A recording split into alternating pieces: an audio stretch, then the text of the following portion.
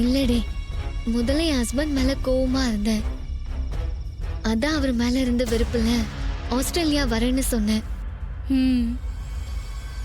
இப்ப நான் அவரை நல்லா புரிஞ்சுக்கிட்டேன். அவர் கூட சேர்ந்து வாழணும்னு ஆசைப்படுறேன். அதனாலதான் அங்க வரலன்னு சொல்றேன். அப்படியா? Very good.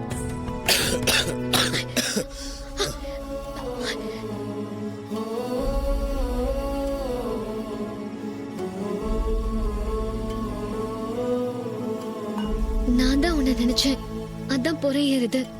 இனிமே நான் மட்டும்தான் உன்னை பத்தி நினைப்பேன், வேற யாரையும் நினைக்க விட மாட்டேன். என் சந்தோஷம், வாழ்க்கை, நிம்மதி, நல்லது கெட்டது எல்லாமே நீதான்.